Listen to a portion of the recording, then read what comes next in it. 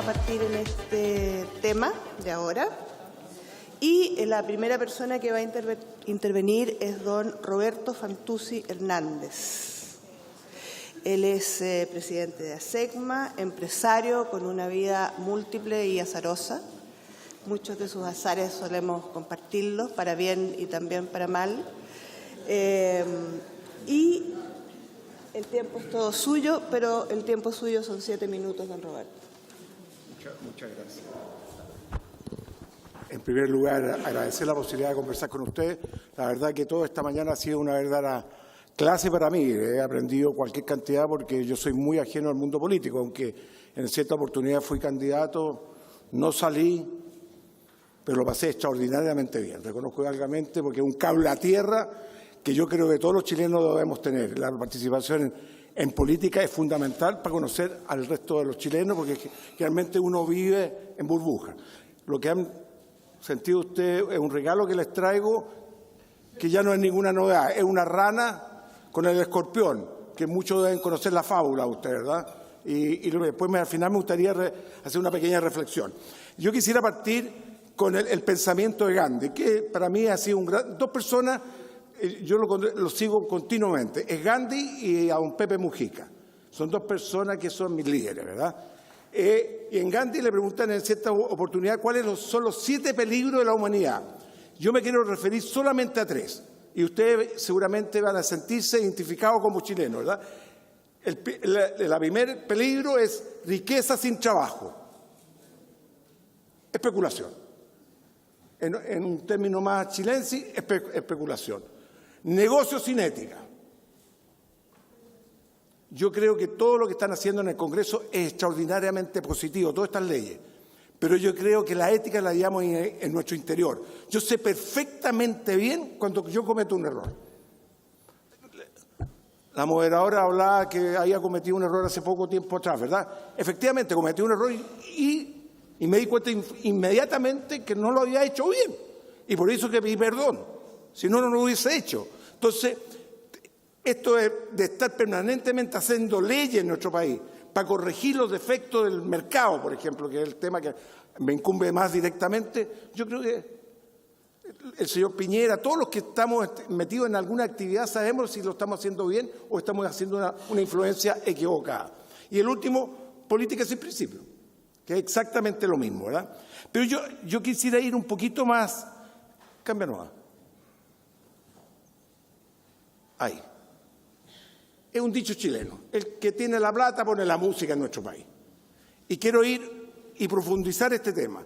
Yo creo honestamente que los partidos políticos no son los únicos que están haciendo política en nuestro país. Y tampoco los diputados y senadores. Sino, debido al grado de concentración económica de nuestro país, los efectos colaterales que tiene la concentración, principalmente los medios de comunicación, es lo que están haciendo política en nuestro país. Y la intervención del dinero en la política es un reflejo también del efecto colateral. Porque no tendría nada de malo la concentración económica si su ubicación sea solamente en el área económica. Y lo dice Pepe Mujica. Me gustaría mostrar a Pepe Mujica que un minuto más y no. Mucho la plata, hay que correrlo de la política. ¿Quiere decir que al que le guste mucho la plata hay que castigarlo? No. Que le guste mucho la plata hay que meterlo en el comercio, en la industria, donde se multiplica la riqueza, en la aventura del riesgo empresarial, etcétera. Está bien, allí sí, pero no en la política. Un hombre muy sencillo, pero con una sencillez expresa sus ideas que yo lo hallo formidable. Y puedo hacer un paréntesis que no tiene mucho que ver con este tema, que me llamó mucho la atención, que se está discutiendo de las 45 a las 40 horas, etcétera, etcétera. Y me acuerdo de Pepe Mujica en las Naciones Unidas, que habla de la felicidad. Y dice, está bien que los trabajadores den una pelea de disminuir sus horas de trabajo, pero no nos vaya a pasar que un país endeudado, en vez de trabajar un solo turno, trabaje 2 turnos para pagar la cuotita del auto, y con ese tema, la cuotita del auto, la cuotita de la ropa, etcétera. No nos vaya a resultar algo más negativo. Por eso que el tema que me lo preguntaban los periodistas es un tema más de sociología, económico, etcétera, que hay que analizar en mucha profundidad. Pero no solo el dinero en la política me preocupa y el control de los medios de comunicación, porque los medios de comunicación están haciendo política hoy día. No cabe ninguna duda, los temas los ponen ellos, a través de las líneas editoriales. Yo cuando leo el diario sé perfectamente no lo que se está discutiendo en el Congreso, sino que quieren que los medios de comunicación ponen de tema. Y todos hemos visto el ataque. Puede estar a favor o en contra de la reforma tributaria y la reforma laboral. Uno sabía perfectamente qué medio escribía en contra y qué medio escribía, y los pocos que podían escribir a favor. Entonces, la política hoy día en nuestro país está más bien, no solo en el Congreso y en los partidos políticos, más bien en los medios de comunicación. Otra cosa, y el dinero, no cabe ninguna duda que el daño que está produciendo, porque aquí me gustaría, bueno, me voy a referir al final, de cómo buscar un camino de salida. Pero el dinero en Chile es un problema. Pero cuando yo leo que una empresa brasilera ha puesto en coima 4.000 millones de dólares, ¿saben lo que son 4.000 millones de dólares en coima? No coima para ganar más, sino en la política contingente. Contaminó toda nuestra región esta empresa brasilera. Todos estaban metidos en el sistema. Entonces, no solo tenemos que ver una situación interna en nuestro país, sino también cómo regulamos los ingresos que provengan de afuera para contaminar y producir un daño interno en nuestro país. Yo quisiera terminar, no terminar, sino que les traje a los presentes, le quedan 5 minutos, me quedan bastante, y después me arranco. Les traje una ranita. ¿Quién sabe la fábula de la rana? La mayoría lo saben, ¿verdad? ¿Ah? No, una rana y un escorpión están uno al lado del otro y tienen que atravesar el río. Y el escorpión, que tenía mucha facilidad de palabra, convence a la rana que atraviesa el río. Y en la mitad del río el escorpión la entierra el aguijón y mata a la rana, y mueren los dos. Entonces yo asocio la rana con la política y el escorpión con la plata. El que maneja el dinero, los recursos, siempre en su naturaleza propia va a tener de obtener más recursos de lo que ha invertido, ¿verdad? Es por su propia naturaleza. A mí me gustaría, eso sí, buscar, dar planteamiento de solución. Yo creo que se hizo un gran esfuerzo creando la alta dirección pública, pero la alta dirección pública está demasiado limitada porque cada vez que hay cambio político se crea este botín de los cargos políticos que hay que de alguna manera limitarlo. El otro día estaba leyendo el caso Alemania. Alemania, la canciller puede nombrar, creo que no más allá de 2.000 cargos políticos, 2.000, y aquí en Chile creo que son 10.000. Entonces hay un espacio enorme para trabajar en esa área, para que no existan, cada vez que hay cambios de partido, de señales políticas, de signos políticos, tengamos cambios de este botín que no lleva a nada. Lo ideal es que la persona que tiene vocación de servicio público sigan en los cargos públicos, y esa es su primera instancia, ¿verdad? Entonces, fortalecer más la alta dirección pública y que existan más cargos que sean nombrados por este sistema.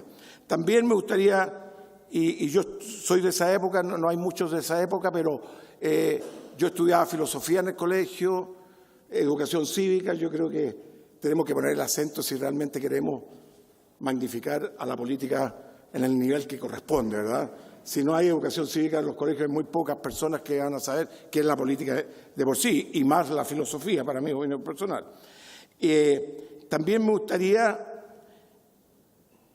de alguna manera, que los partidos políticos tomen lo que hacen los atletas como ejemplo. Los atletas, cuando hay doping, le quitan todas las medallas al que tiene el doping, aunque haya sido un premio mundial. En Chile a veces suceden hechos que son bastante limitados, que dañan mucho a nuestra sociedad, y no pasa absolutamente nada. Entonces, el concepto de este deporte que es tan rico en ese sentido, yo creo que vale la pena decir, bueno, cuando sucedan estos hechos lamentables, de alguna manera tomemos las medidas correctas. Y me gustaría, sin ser demócrata cristiano, porque no soy demócrata cristiano, pero ayer conversando con una persona me mandó un libro de él y Tomic, Radomiro Tomic, impresionante cómo visualizó, no sé si ya terminé, cómo visualizó con tantos años, si Tomic habrá muerto hace 10 años o más, ¿verdad? Y dice en una de sus partes, el oportunismo político la transformará rápidamente en una feria de intereses personales cuando no bastardos. Mira qué pensamiento de esa época. Escribe todo sobre una materia específica de la contaminación que ha tenido la política en ese momento. Y no nos dimos cuenta que esas medidas deberíamos haberlas tomado hace bastantes años atrás. Y eso es todo, y quiero pedir disculpas, pero me tengo que arrancar, porque por eso estoy tan nervioso, porque tengo que estar a la 1 en otro lado. Mil gracias.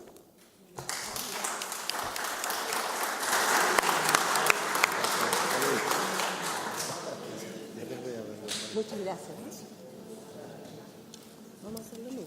Me aviso a los 5 y a los 2, ¿vale? ¿Quién va primero? Sigue usted. ¿Sigo yo? Sí, pero el diputado dice que va a hacerlo un poquito más equilibrado. Va a seguir acá. Pero yo prefiero Es que él prefiere que usted. que me diga.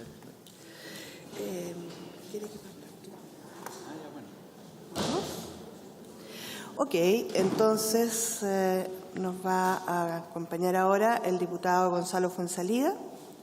Él es abogado, es diputado del Distrito 54, Los Lagos, Futrono, etcétera. Él egresó egresó de la Pontificia Universidad Católica. Está vinculado a los temas de seguridad ciudadana desde el 2010 y desde el 2014 es diputado.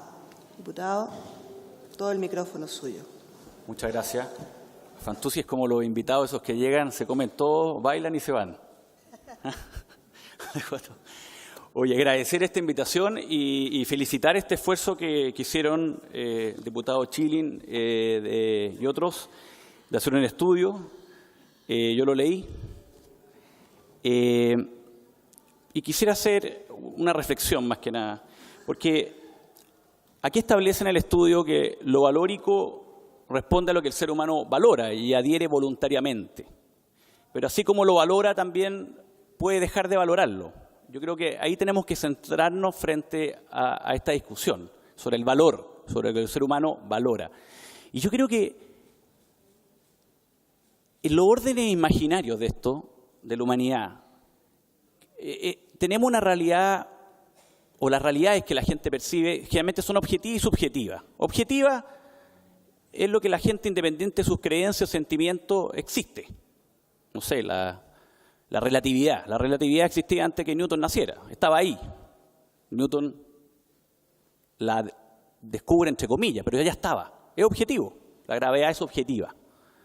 Pero la realidad subjetiva es la creencia y sentimientos humanos, que cuando la gente está convencida de algo, la transforma en objetiva. Nadie dudaría de una familia que ayuna, por ejemplo, antes de recibir el sacramento de la comunión, por ejemplo. Ayuna. Y el hijo ayuna también porque el padre ayuna. Están convencidos de eso. Pero yo creo que aparte de eso, existe una realidad, y eso yo creo que es vital en esta discusión, una realidad intersubjetiva, que yo creo que es la que nos mueve hoy día en nuestros tiempos, que es la comunicación de muchos seres humanos.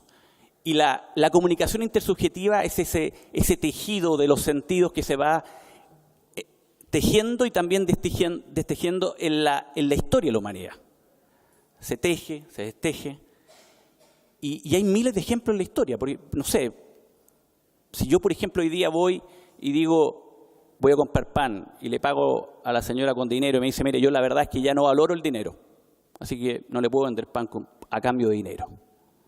Puedo ir al supermercado que está al lado y ahí voy a entrar en un problema si la cajera me dice lo mismo, porque la verdad es que se perdió el valor al dinero. Otro hecho o la historia, no sé, la Unión Soviética deja de existir un día. el 8 de diciembre del 91 creo que fue. Se junta Rusia, Bielorrusia, Ucrania y dicen, mire, se acabó la Unión Soviética. Ese día, se acabó. O sea, una realidad que era objetiva, que la Unión Soviética existía. Y que era objetiva y subjetiva, porque la gente creía y sentía que era el orden correcto y lo habían objetivizado. Deja de existir de un día para otro. Entonces, ¿yo por qué planteo esto? Porque yo creo que hoy día lo que el ciudadano valoraba de la política se ha venido abajo. Y yo quiero poner otro ejemplo que siempre me ha llamado la atención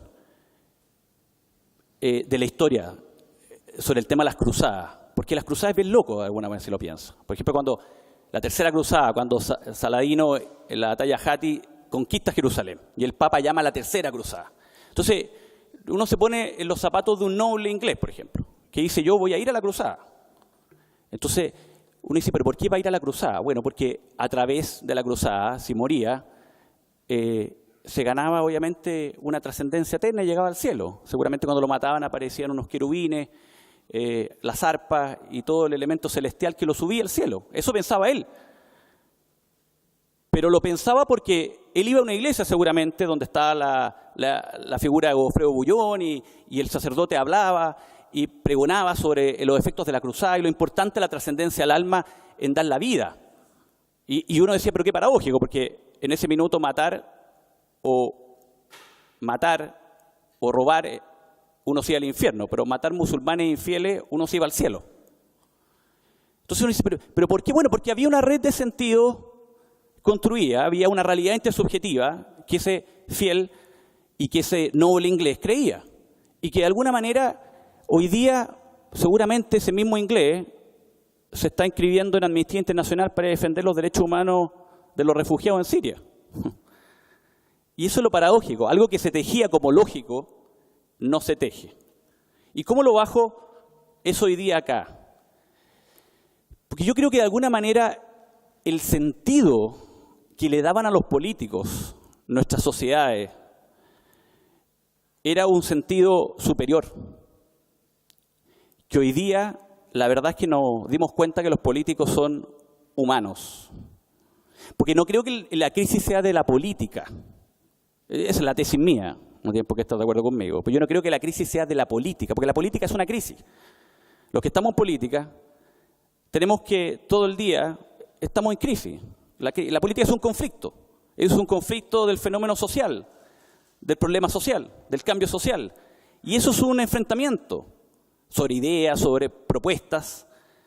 Y ese enfrentamiento es crisis, es caótico. Por lo cual, si me dicen, es que la política siempre ha estado en crisis. Crisis más aguda, menos aguda. Pero había una realidad intersubjetiva que el ciudadano pensaba y creía que el político era una persona que no cometía errores. Yo siempre me pregunto, o siempre me he preguntado, ¿por qué existen las monarquías hasta el día de hoy? Y me acuerdo en una pasantía en Cambridge, con un inglés, le pregunté, le dije, ¿pero por qué ustedes todavía valoran la monarquía?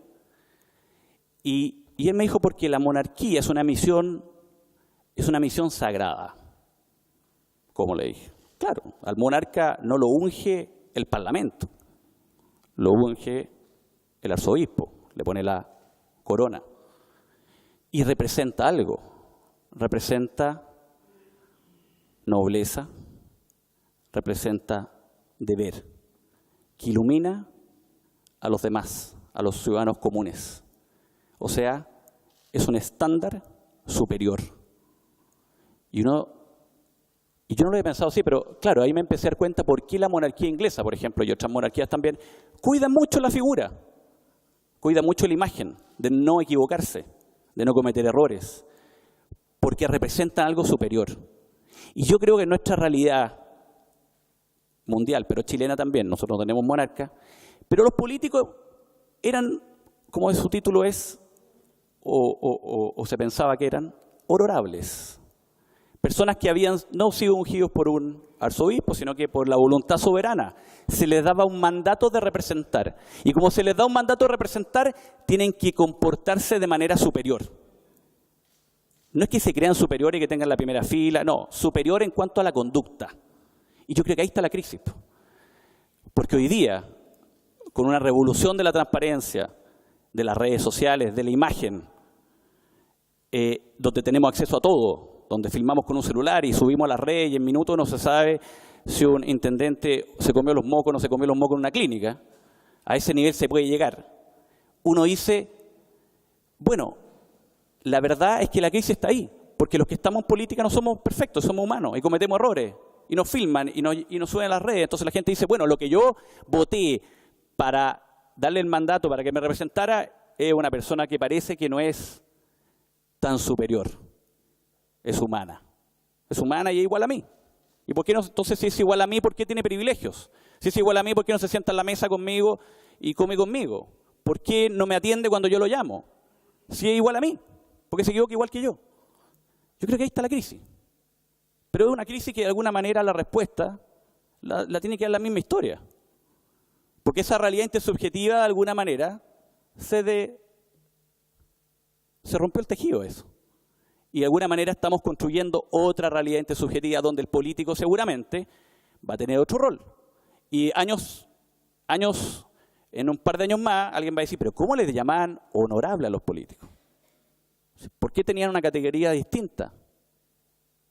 Entonces yo creo que la respuesta hoy día no la sé, pero lo que tengo claro es que hoy día esta realidad intersubjetiva nuestra, de la comunicación entre los humanos que se fue tejiendo, está cambiando.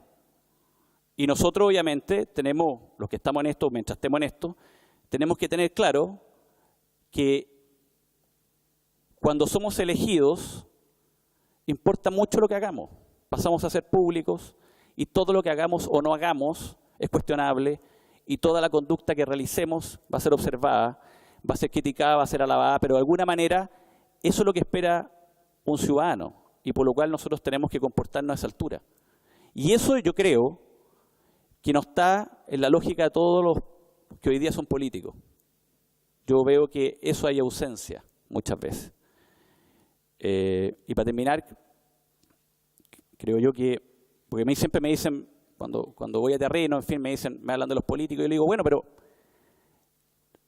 son 120 diputados, son 38 senadores, algunos han tenido problemas judiciales, otros han tenido problemas de otra índole, pero no son todos.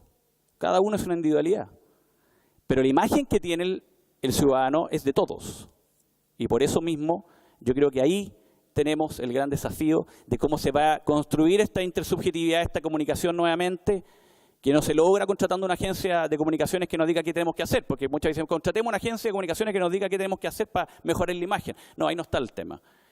El tema, de alguna manera, es una comunicación que se va entretejiendo y que de alguna manera, tiene que ir también creando conciencia de los que están dispuestos a meterse en esto, que tiene mucho costo, y lo sabemos los que estamos metidos en esto y los que están metidos hace mucho tiempo también, más que yo, que uno deja de ser privado y pasa a ser público, y al ser público tiene una serie de cosas buenas, pero también tiene cosas malas, y una serie de desafíos que uno tiene que tener claro que tiene que hacer.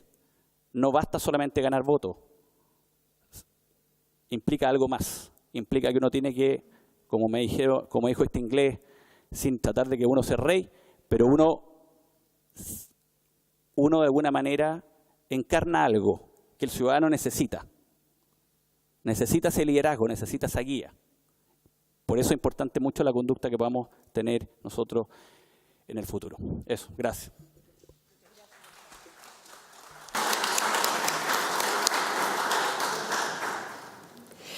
Solo para ordenar lo que viene después. Nuestro tema ahora es, ¿existe la crisis de valores en la política? ¿Cuáles son sus causas? ¿Cuáles sus consecuencias? Si debo reducir a un mínimo lo que nos planteó Roberto hace un rato, él lo redujo a la fábula del escorpión y la rana, nos dejó un regalo acá. En definitiva, el escorpión, a pesar de que va navegando sobre la espalda de la rana, en algún minuto la pica, la mata y se muere. Y la explicación que le da a la rana es, no pude evitarlo, es mi naturaleza. El dinero, si siguiéramos la lógica de Roberto, en la naturaleza del dinero está el afectar la política. Y si siguiéramos también en un intento de apretar lo que Gonzalo nos ha planteado, él nos lleva a mirar dos cosas. Por una parte, la intersubjetividad que funciona en las relaciones de comunicación humana. No todo lo que decimos es todo lo que cabe decir, ni tampoco lo que entendemos.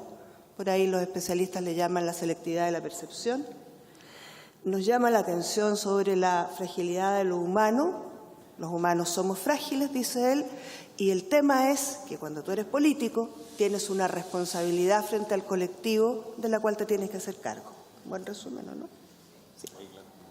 Ok. Entonces, ahora nos acompaña el obispo que se me perdió, aquí está, el obispo Emiliano Soto. Leyendo sobre el obispo me llamó la atención una crónica que está publicada en la página web de Ananju, el portal Ananju, que es un portal judío. Ellos dicen, presentando al pastor Soto, que hay dos vertientes para mirarlo. Uno, dicen ellos, es un pastor evangélico, un hombre de fe y de alta convocatoria. Y por otra parte, dicen, es un operador político muy influyente. Dice que es percibido de las dos maneras. Dice también este portal que él preside la mesa ampliada de la UNE Chile, donde hay 3.500 denominaciones, 18.000 pastores. Y termina esta nota que me llamó tanto la atención, o no termina, pero el periodista le pregunta, el pastor le pregunta al periodista, ¿cuántos son los votos palestinos? El periodista responde 300.000. Y entonces él socarronamente le responde, nosotros tenemos 1 millón. Así perfila un periodista judío al pastor. Bueno, muchas gracias por la presentación. No sé si acaso me ayuda, pero de todas maneras la presentación. Bueno, agradezco inicialmente esta convocatoria, esta invitación a participar en este importante seminario de la crisis valórica en la política, sus causas y también las propuestas de superación. Siempre, lógicamente, desde nuestra particular perspectiva, tenemos una mirada también crítica con respecto a lo que es nuestro sistema político y con respecto a lo que hemos sido convocados. Entendemos que la ética pública no se refiere exclusivamente a la búsqueda del bien y esencialmente a la práctica de este, como sostenía Sócrates, sino que específicamente se refiere al uso del poder político de quienes administran el Estado. En consecuencia, creo que entendemos la ética pública como los principios y comportamientos de los políticos, los funcionarios públicos y también los ciudadanos en relación a la forma como manejan especialmente los recursos que la sociedad reúne para cumplir los fines sociales que toda nación tiene.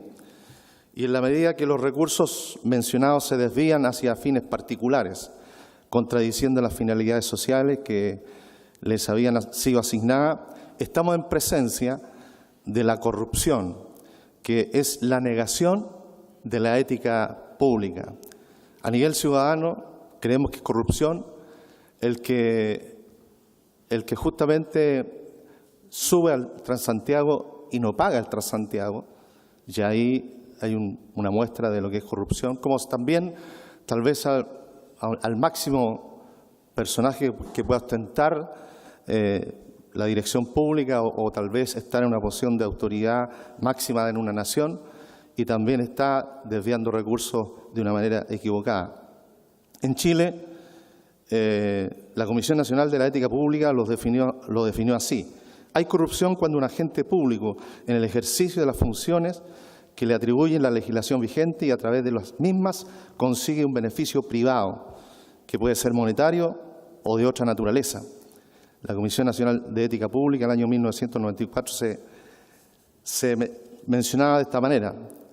Para nosotros, desde la perspectiva cristiana, evangélica, protestante, tal vez un solo versículo nos debería remover nuestras conciencias, y ese versículo dice así: la raíz de todos los males es el amor al dinero. Y un solo ejemplo, la actitud que tuvo Caín hace miles de años atrás con su hermano Abel, que por sola ambición, por sola codicia, por solo egoísmo de su hermano, lo asesinó. La historia, por cierto, desde los albores del protestantismo a principios del siglo XVI y en un proceso de corrupción de un sector religioso de todos conocido, importante, como era la propia gente de la Iglesia, y que produjo uno de los cismas tal vez más grandes dentro del contexto religioso. Todos sabemos que el nacimiento del protestantismo es a través de un hombre llamado Martín Lutero, que coloca 95 tesis en la iglesia de Wittenberg, en Alemania, precisamente por el concepto de la corrupción al interior de la iglesia profesante, y que produjo lamentablemente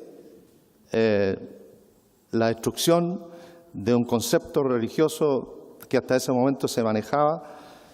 Los padres de este movimiento protestante reformista planteaban la tesis que solo la fe en Dios hace justo a los hombres.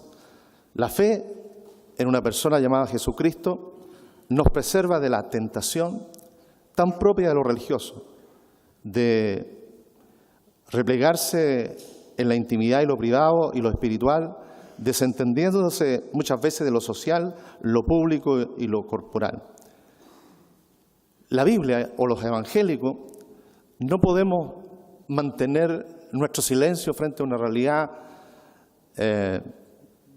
corrupta de estos tiempos. Por eso nuestros pronunciamientos han sido con respecto al tema de la AFP en Chile o el tema de lo que pudiésemos entender que no está bien llevado, como ya se han pronunciado tanto el señor Fantuzzi como el honorable diputado Fuenzalía, de situaciones que se dan dentro de la realidad y que, sin duda, una iglesia que calla, otorga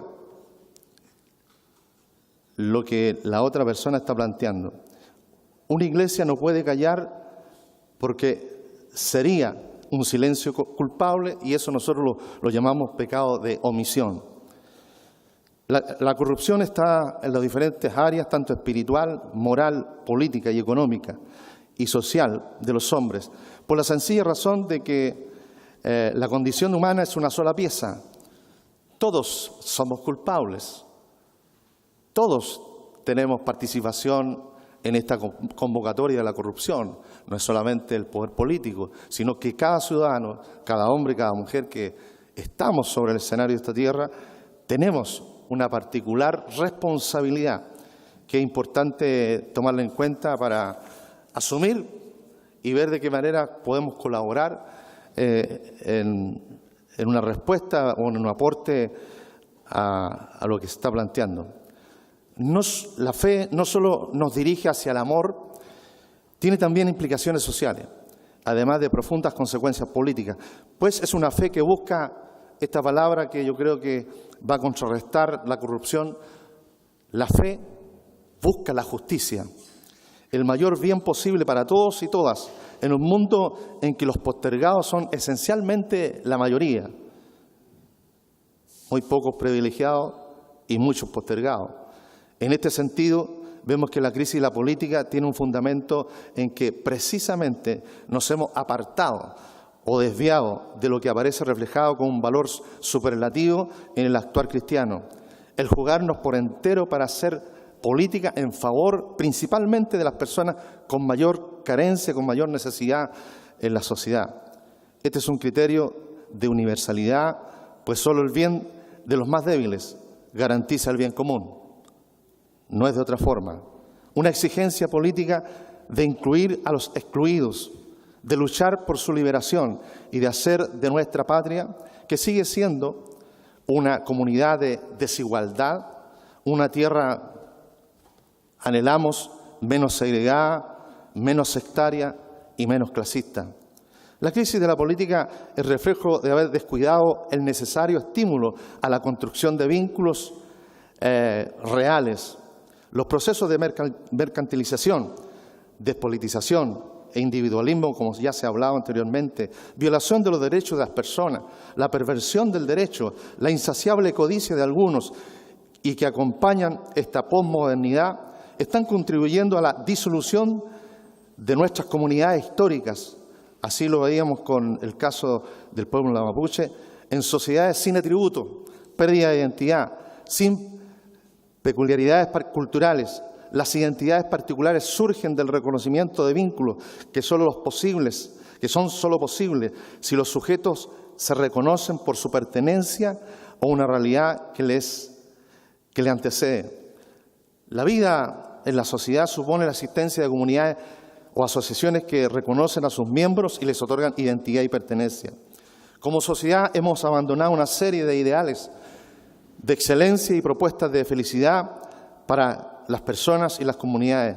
La crisis política que nos aqueja es fruto del ensalzamiento a ultranza de los principios del liberalismo que relega estos asuntos al plano privado, pues en el público solo podemos acortar procedimientos y el cristianismo pregona que las personas deben tener vida nueva y abundante en todos los planos, en el plano personal y el político, el social y el sexual, el familiar y el económico, el religioso.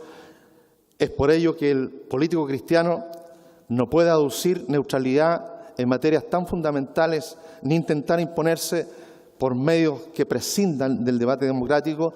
Esto vale tanto para los cuestionados llamados valóricas como para las ecológicas, sociales, culturales y de orden. El problema último del hombre no es solo que no practique la justicia, el problema fundamental es de carácter antropológico. Su corazón es injusto, tiende al mal, es perverso. Hubo un profeta que dijo lo siguiente: engañoso es el corazón más que todas las cosas y perverso. ¿Quién lo conocerá? El ser humano no solo hace el mal, sino que además está herido en su centro más personal, en su corazón. Es un ser deficitario de justicia, de una justicia propia, y abriga un potencial de maldad absolutamente incalculable. Se requiere la transformación del hombre que busca justicia. Por eso, para nosotros, los creyentes, la justicia de Dios se revela por fe y para fe, como está escrito, mas el justo por la fe vivirá. Muchas gracias.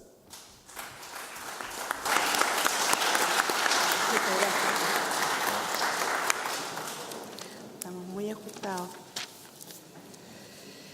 Entonces, nuestra última panelista es la presidenta de la FEUC, casi recién asumida, ¿no? Incluidas las vacaciones. Ella se llama Sofía Barahona, asumió en diciembre del 2016, representa a la NAU, Nueva Acción Universitaria, que ha ocupado un rol muy relevante y ha entrado y salido de la directiva de la FEUC. Y hay dos cosas que me llamaron la atención de las entrevistas que he leído de Sofía. La primera, ella en el portal web de la Pontificia Universidad Católica dice: la Pontificia Universidad Católica es una universidad, sobre si la Pontificia Universidad Católica es una universidad con vocación pública, lo es, en la medida que su catolicismo no sea límite, sino motor para abrirse a las necesidades de la sociedad. Me llama la atención esa afirmación particularmente porque de algún modo empata con lo que nos acaba de plantear el pastor, en términos de poner tu fe en acción en la vida cotidiana. Y lo segundo, que podría ser larguísimo en realidad, pero me voy a quedar solo con una observación porque creo que es interesante conocer su posición. Ella señala que la reforma educacional es altamente insuficiente y que hay que ver de qué modo actuar para que los próximos candidatos a presidente incluyan las demandas que la ciudadanía ha exigido. Esto lo señaló a Tele 13 Radio, entre otros medios, y creo que es relevante plantearlo justamente cuando lo que nos estamos preguntando es si existe una crisis de valores en la política, cuáles son sus causas, cuáles son sus consecuencias, particularmente considerando que el actual gobierno asume su rol generando una expectativa que la amiga cuestiona. Ella está en el College de Ciencias Sociales, me costó mucho entenderlo, pero finalmente lo entendí. Terminó y ahora está con ustedes. Bueno, ¿se escucha? Sí, yo creo que sí. Muchas gracias por la presentación y gracias también por la invitación a exponer en este seminario, sobre todo porque creo que el cuestionamiento es bastante importante en el mundo estudiantil, en el mundo de la juventud, sin ofender aquí a los otros expositores. Y también como mujer me parece importante que seamos capaces de cuestionar cuál es el rol que estamos teniendo actualmente en el mundo político. Yo soy bastante estructurada, entonces al preparar lo que iba a decir en este espacio, leí bien la pregunta y su contenido. ¿Existe la crisis de valores en la política, sus causas y consecuencias? Y yo creo que sin duda existe actualmente una crisis valórica en la política. Y esta se manifiesta ya en distintos aspectos y distintas instancias. Yo creo que la que más nos chocó quizás a las personas que creemos en la política como una herramienta de transformación fue la poca participación formal que ha habido en las últimas elecciones y particularmente en las elecciones del año pasado, donde solamente el 34% de las personas que estaban habilitadas para votar asistió a las urnas a definir quiénes iban a liderar los distintos espacios.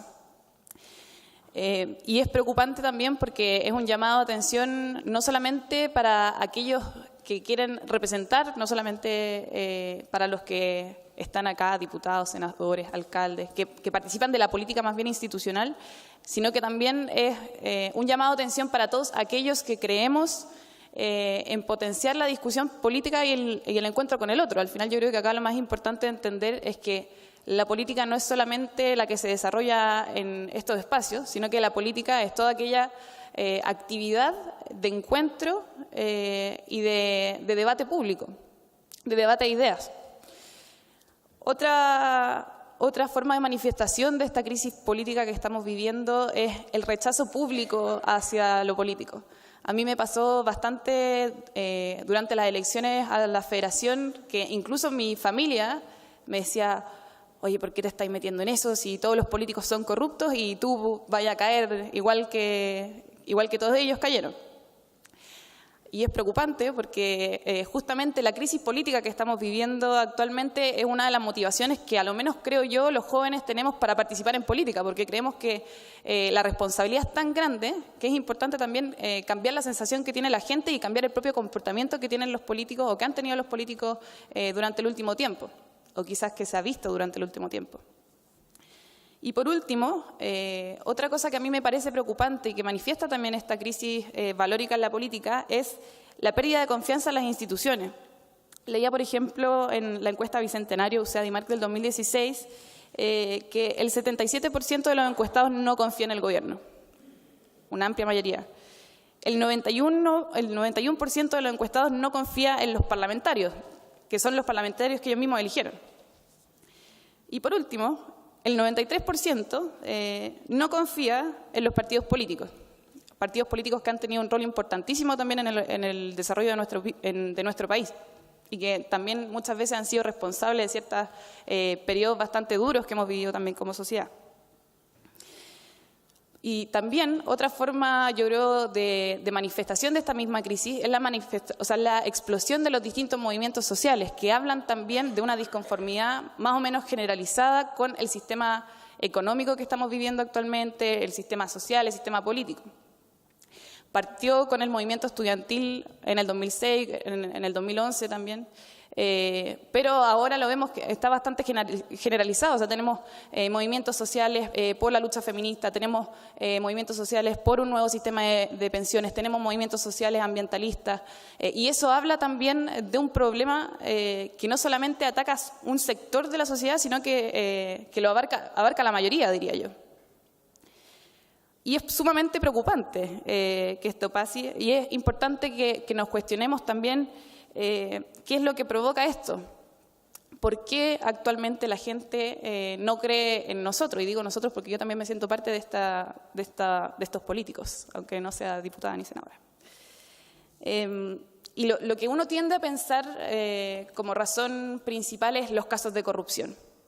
Si yo le pregunto a cualquier persona de la calle qué es lo que provoca que ahora no se crea en los políticos, no, es que todos son chantas, velan por sus intereses particulares más que por el interés general. Y sí, efectivamente yo creo que esa es una de las causas de la situación que estamos viviendo actualmente, pero yo creo que también es quedarse corto el decir que eso es lo principal que ha ocurrido, porque la mayor explosión de estos casos de corrupción fueron hace 2 años, 3 años, y sin embargo la decadencia en la participación política ya lleva aproximadamente una década. Entonces, claro, eso no, obviamente es un antecedente, pero no es lo único que ha provocado esta crisis política. Y otro de las cosas que yo creo que inciden en la situación que estamos viviendo actualmente es el desapego que existe entre la clase política y la ciudadanía. ¿Por qué? Porque también hubo un periodo de nuestra historia en el que primero no existía la posibilidad de hacer política, porque estábamos bajo la dictadura, pero posterior a eso se empezó a generalizar la creencia de que solamente algunos podían hacer política o solamente algunos podían proponer cosas, la gente que sabía, los técnicos. Pero ¿qué pasó con el resto? Que no llega a ser experto en algún tema y que sí tiene que tener alguna clase de participación y tiene que tener una voz para expresar también cuál es el modelo de sociedad que queremos. Eso se ha quedado totalmente de lado en la actualidad.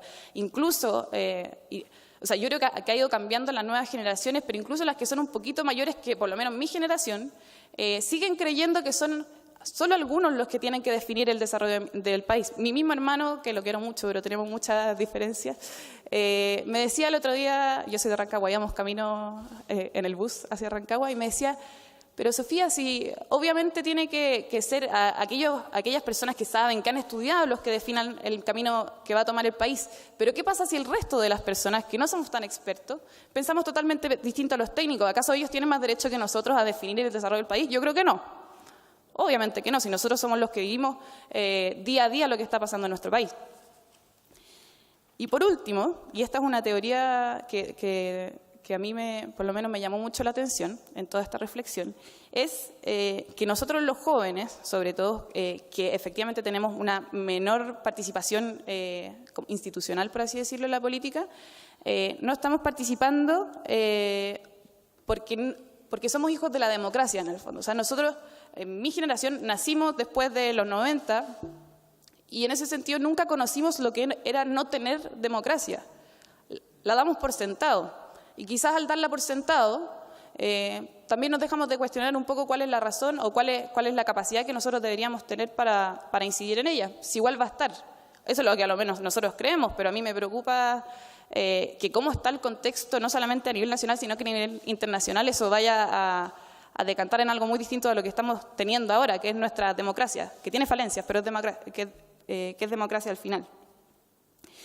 Y creo también en ese sentido que por lo menos yo y los estudiantes de la Universidad Católica hemos sido de cierta manera privilegiados porque se da una situación que es ajena a lo que pasa en el resto de las universidades o instituciones de educación superior, que es que existe una participación activa política muy grande, existe un espectro político de discusión que va desde la ultraderecha hasta la izquierda, no tan ultra, sería falso decirlo. Pero existe un plano político muy amplio y en ese sentido tenemos la capacidad de debatir ideas que son contrarias. Pero eso no pasa en general en el resto de las universidades. De hecho, en la mayoría se hacen grandes esfuerzos para ser capaces de alcanzar los quórums de votación en las elecciones. Y eso también es una responsabilidad que los mismos dirigentes políticos universitarios, que somos jóvenes y recién nos estamos iniciando en esto, tenemos. O sea, ser capaces de transmitir la importancia de la participación en nuestro mismo espacio. Ese es un desafío que deberíamos tener todos. Y ahora bien, ¿cuáles son las consecuencias de la crisis política que estamos viviendo actualmente? Me queda muy poco tiempo, eso sí. Y existen las consecuencias que le mencioné anteriormente, que son en el corto plazo, que son la poca participación formal en la política, el rechazo a la clase política a nivel público, la pérdida de confianza en las instituciones y también la explosión de los movimientos sociales. Pero sin embargo creo que existen otras crisis, otras consecuencias que se pueden dar en el largo plazo y que son mucho peores, que es la crisis de la democracia en general, o sea que terminemos de tener una democracia tal como la conocemos. por lo menos a mí me parecería terrible, porque sí, podemos tener otras formas de gobierno, pero a mí no me gustaría tener un tirano o un dictador, no de nuevo por lo menos. Y esto lamentablemente es algo que no solamente está afectando a nuestro país, sino que también se ha visto alrededor del mundo. En Latinoamérica tenemos distintos casos. Petrobras en Brasil, los Panama Papers que afectaron a todo el mundo, los sobornos de la constructora Odebrecht en Latinoamérica. Son muchísimos. La pérdida de confianza que nos afecta actualmente han llevado a que en distintos países también distintas personalidades hayan tratado de canalizar este descontento social. Donald Trump es el mejor ejemplo de todo esto y no sé si, espero que acá ninguno le guste tanto quizás el desarrollo o cómo él plantea sus ideas políticas. Y eso es porque aquellos que están llamados a representar a la ciudadanía lamentablemente dejaron de hacerlo hace mucho tiempo. Y ahí tenemos un desafío importante, ¿cómo volvemos a hacerlo? Yo no estoy acá para dar certezas ni soluciones concretas, pero sí para quizás generar una reflexión importante desde lo que yo he vivido y desde el mundo estudiantil. Y en ese sentido quisiera plantear dos desafíos para ir finalizando. El primero es que el otro panel, el que viene después, pueda encontrar soluciones a este problema que estamos viviendo. Ahí les dejo la responsabilidad a los que les toca. Y el segundo es que yo creo que todos aquellos que estamos en este lugar hemos tenido quizás la fortuna, la suerte de poder estar en este lugar y tener tiempo para estarnos cuestionando cuál es la crisis que estamos viviendo. Pero creo que es un poco insuficiente y quizás inútil el que nos quedemos pensando entre nosotros solamente cómo solucionarnos si no somos capaces también de transmitir estas ideas y de generar el mismo debate en los otros aspectos ajenos a lo político o a la acción política. Es necesario que seamos capaces de transmitir, por mi parte por lo menos, en el mundo estudiantil, también en las distintas comunas, juntas de vecinos. O sea, yo creo que si es que solamente nosotros que estamos en este mundo nos cuestionamos, probablemente no vayamos a encontrar una solución muy concreta y es necesario también abrir la discusión a los distintos espacios que representamos. Gracias.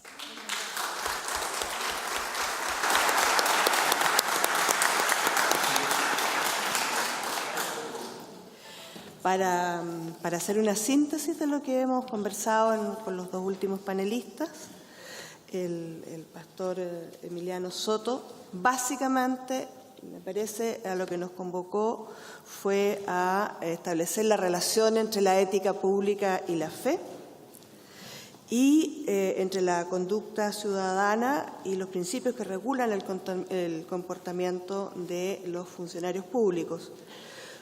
Él estableció y reflexionó mucho sobre el rol de los evangélicos al cautelar los valores de su fe en la sociedad y repitió o señaló una frase muy conocida que yo creo que es bueno mantener en este panel que pregunta si existe o no crisis de valores en la política.